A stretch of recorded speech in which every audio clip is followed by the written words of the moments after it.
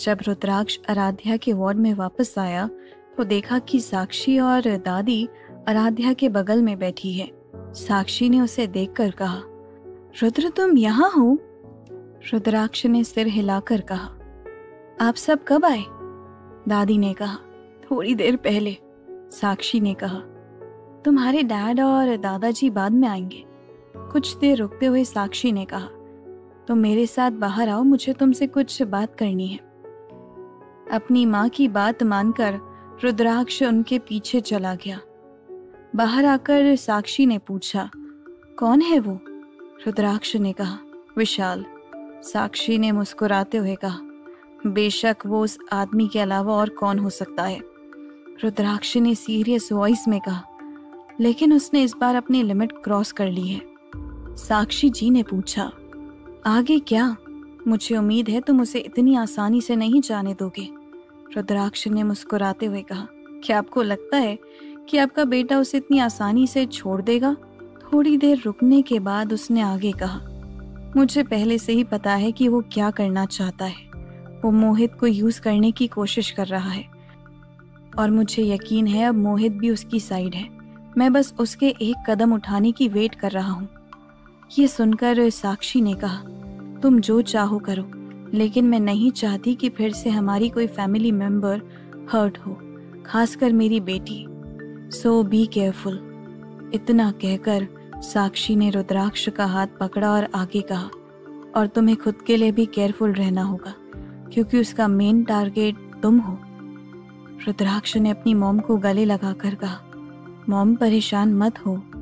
कुछ देर बाद जब साक्षी और रुद्राक्ष वापस वार्ड के अंदर आए तो दादी और आराध्या खुशी खुशी बातें कर रहे थे। दरवाजे के पास खड़े होकर साक्षी ने पूछा, उसे डिस्चार्ज कब मिल रहा है? रुद्राक्ष ने जवाब दिया, 2 दिन बाद। साक्षी ने गहरी सांस लेकर कहा, अक्षत जल्दी ही किंडरगार्टन ज्वाइन करने वाला है, तो तुम अपने भाई का ये मैटर कैसे सॉल्व करने की सोच रहे हो? रुद्राक्ष ने कहा, मैंने कुछ सोचा है लेकिन मुझे नहीं पता कि। उसकी बात को बीच में काटते हुए साक्षी ने कहा, जो भी करो लेकिन इसमें अंशिका और अक्षत को क्रिटिसाइज नहीं होना चाहिए। एक नकली डीएनए रिपोर्ट तैयार करो जिससे ये साबित हो सके कि अक्षत समर्थ का बायोलॉजिकल सन है। रुद्राक्ष ने कहा, मैं भी ये बात सोच रहा था। साक्षी ने मुस्कुराते हुए कहा, मुझे पता है कि मेरा बेटा बहुत केपेबल है और इसीलिए मैं अपने फैमिली और बिजनेस को तुम पर छोड़ सकती हूँ। तुम्हारा भाई भी केपेबल है लेकिन उसे अभी इन सब चीज़ों के बारे में ज़्यादा नॉलेज नहीं है, इसीलिए हमने तुम्हें सिंघानिया इंडस्ट्रीज का सीईओ बनाया है। लेकिन तुम्हें अंडरवर्ल्ड में इन्वॉल्व करने में तुम्हारे पापा थोड़ा झिझक रहे थे, पर हमारे पास कोई और ऑप्शन नहीं था। तुम्हारे पापा ये सब छोड़कर एक नॉर्मल लाइफ जीना चाहते थे, लेकिन तुम जानते हो अगर एक बार हम अंडरवर्ल्ड में शामिल होते हैं तो वापस आने का कोई भी रास्ता नहीं है, इसीलिए हमने तुम्हें चुना। कुछ देर रुकते हुए साक्षी ने आगे कहा, कभी कभी तुम्हें इस अंधेरी दुनिया में धकेलने के लिए मुझे खुद पर गुस्सा आता है। अगर मैं ऐसा नहीं करती तो तुम एक नॉर्मल लाइफ जी सकते। रुद्राक्ष ने मुस्कुराते हुए कहा, ठीक है मॉम, आपको खुद को ब्लेम करने की कोई ज़रूरत नहीं है। मुझे ऐसा कभी नहीं लगा। इसके अलावा मैं आपका बेटा हूँ, अगर मुझसे नहीं तो आप किससे सब कुछ संभालने की उम्मीद करती? और उस टाइम मैंने ही दादाजी से कहा था कि मैं अंडरवर्ल्ड में शामिल होना चाहता हूँ, क्योंकि मैं नहीं चाहता था कि समर्थ इन सब में इन्वॉल्व हो। इसके अलावा अगर मुझे कुछ हो भी गया तो कम से कम आपके साथ आपका दूसरा बेटा तो रहेगा। साक्षी ने शिकायत करते हुए कहा, बकवास बातें करना बंद करो। मैंने अपने बेटे को बहुत अच्छे से ट्रेनिंग दी है, मुझे पता है कि उन्हें इतनी आसानी से नहीं मारा जा सकता। और अपनी तरफ देखो, क्या तुम में कोई शर्म नहीं है? तुम मुझे एक पोता या पोती देने से पहले ही मौत की बात कर रहे हो। रुद्राक्ष ने हंसते हुए कहा, मुझे लगता है कि आपको जल्द ही ये मिल सकता है। साक्षी ने कहा, हाँ, मुझे तुम पर भरोसा नहीं है, बल्कि मुझे लगता है कि समर्थ मुझे तुमसे पहले ही दादी बना देगा, मतलब बना दिया है। ये सुनकर रुद्राक्ष ने मुंह फेरते हुए कहा, आपका क्या मतलब है? साक्षी ने कहा, तुम जिस लड़की से प्यार करते हो उसे अपने दिल की बात बताने में तुम्हें 5 साल लग गए।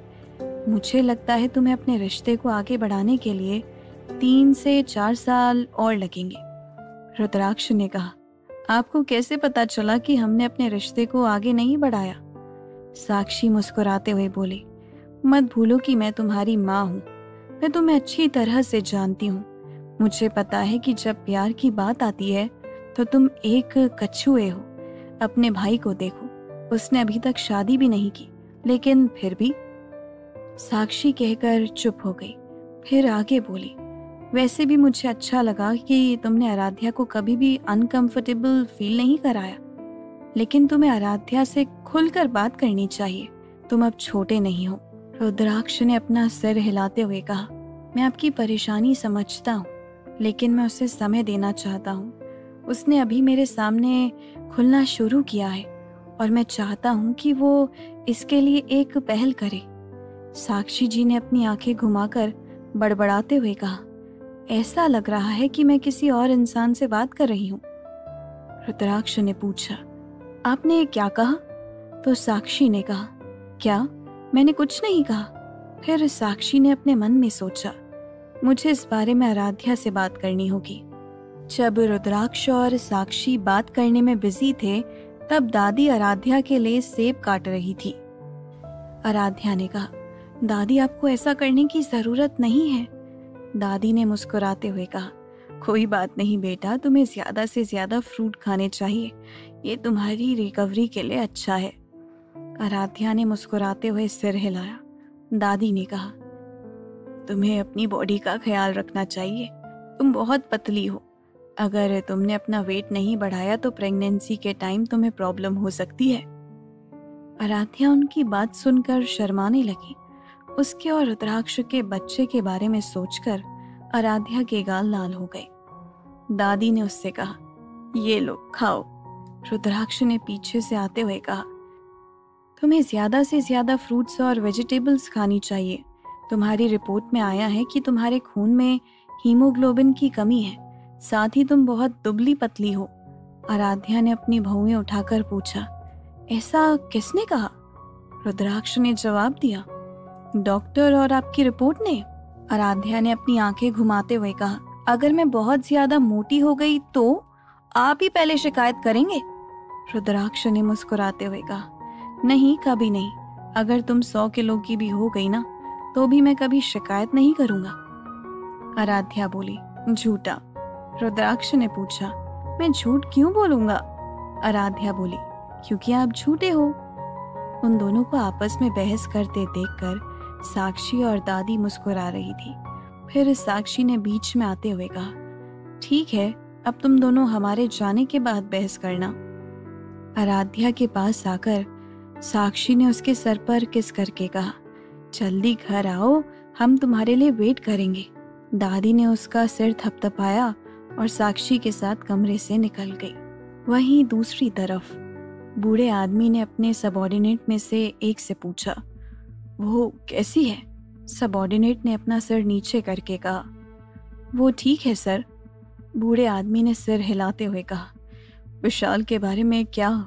सबऑर्डिनेट ने कहा, वो अभी भी अपने पिछले प्लान पर फोकस कर रहा है। बूढ़े आदमी ने सोचते हुए कहा, वो मौत को गले लगा रहा है। वैसे भी उसके बारे में अभी के लिए भूल जाओ। रुद्राक्ष सिंघानिया को एक ईमेल भेज दो और उसे केयरफुल रहने के लिए कहो। सबऑर्डिनेट ने सिर हिलाया, लेकिन वो बूढ़े आदमी की बातें सुनकर हैरान था।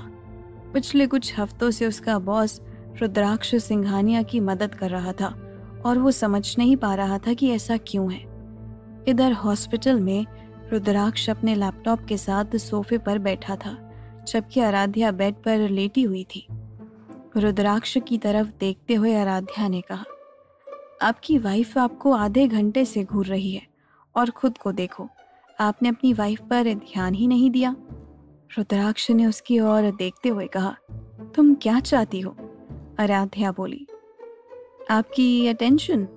रुद्राक्ष लैपटॉप बंद करके सोफे से उठा और बेड की ओर चलने लगा। बेड पर आकर उसने आराध्या को अपनी बाहों में भर लिया और उससे पूछा, क्या इतना अटेंशन काफी है? उसके सीने पर सिर रखते हुए आराध्या ने हाँ में सर हिलाया। फिर उसके सीने पर उंगली घुमाते हुए पूछा, तो आप मुझे सब कुछ कब बताने वाले हो? रुद्राक्ष ने पूछा। क्या सब कुछ? आराध्या ने कहा। वो आदमी कौन था और उसने आप पर अटैक क्यों किया था? इतना कहकर आराध्या ने गहरी सांस ली और आगे बोली, मुझे पता है कि आप मुझसे बहुत कुछ छुपा रहे हैं, लेकिन आपको नहीं लगता कि आपसे जुड़ी हर बात को जानने का मेरा हक है? रुद्राक्ष ने कुछ नहीं कहा और अपनी आंखें बंद कर ली। आराध्या ने अपना सिर ऊपर उठाकर जब रुद्राक्ष को सोने का नाटक करते हुए देखा तो उसकी बाहों से निकलते हुए दूसरी तरफ लेट गई। फिर मुंह बनाते हुए बोली, अगर आप नहीं चाहते तो ठीक है, मैं समझती हूँ। धीरे धीरे अपनी आंखें खोलते हुए रुद्राक्ष ने गहरी सांस ली। वो उससे बात करना चाहता था, लेकिन कुछ उसे रोक रहा था। उसे डर था कि सच जानने के बाद आराध्या उससे नफरत करेगी और उसे छोड़कर चली जाएगी। उसे ब्लैंकेट से कवर करते हुए रुद्राक्ष उसके कान में फुसफुसाया, आई लव यू। आराध्या ने उसकी बात पर हंसते हुए कहा, आप कह रहे हो कि आप मुझसे प्यार करते हो, लेकिन आप मुझ पर भरोसा नहीं करते। ये कितना फनी है। रुद्राक्ष ने कहा, ऐसा नहीं है कि मुझे तुम पर भरोसा नहीं है, पर आराध्या ने पूछा, पर क्या?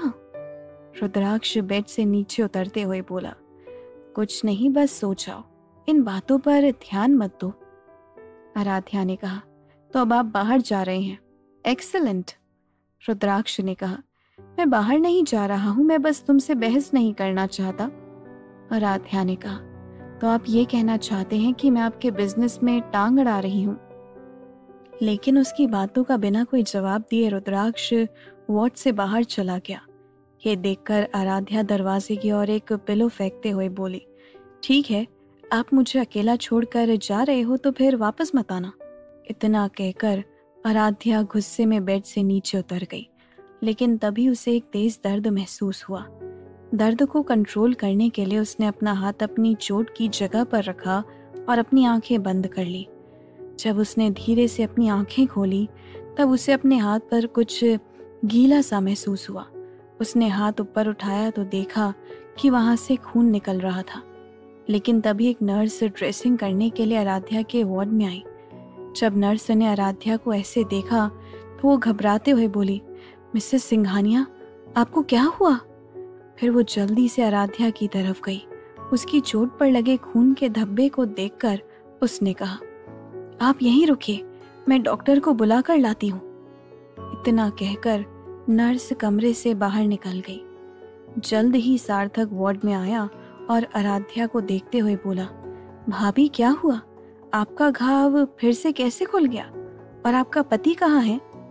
आराध्या ने कहा, वो यहाँ पर नहीं है और तुम उसे कॉल मत करना और अभी जो हुआ उस बारे में कुछ भी मत बताना। सार्थक ने कहा, लेकिन आराध्या बोली, मैंने कहा नहीं का मतलब नहीं, नहीं तो मैं तुम्हें अपना इलाज नहीं करने दूंगी। सार्थक ने कुछ देर सोचकर कहा, ठीक है, अब आप लेट जाओ और मुझे आपके घाव को देखने दो। आराध्या ने अपना सिर हिलाया और उसकी बात मानकर वहां पर लेट गई। नर्स की ओर मुड़ते हुए सार्थक ने कहा, उसे एनेस्थीसिया दे दो। नर्स ने जल्दी से आराध्या को एनेस्थीसिया का इंजेक्शन दिया और जल्दी ही आराध्या सो गई। उसके घावों को वापस स्टिच करने के बाद सार्थक ने राहत की सांस ली। वो इतना तो समझ गया था कि उन दोनों के बीच जरूर कुछ हुआ है। सार्थक रुद्राक्ष को फोन करना चाहता था लेकिन उसने नहीं किया। फिर वो मुस्कुराते हुए बोला, माय स्वीट फ्रेंड, मैं भी देखना चाहता हूँ कि तुम इस चीज को कैसे हैंडल करते हो। फिर सार्थक ने नर्स से कहा, उसके जागने के बाद मुझे कॉल करना। फिर नर्स को कुछ समझाकर वार्ड से बाहर निकल गया। इन कुछ दिनों से वो बहुत बिजी था। पहले हॉस्पिटल पेशेंट देखना था, उसके बाद उसे एक पॉइजन भी बनाना था। क्या रुद्राक्ष आराध्या को मना पाएगा या फिर ये नाराजगी उनके रिश्ते के बीच में दूरियां लेकर आएगी? जानने के लिए सुनते रहिए ये कहानी सिर्फ पॉकेट एफएम पर।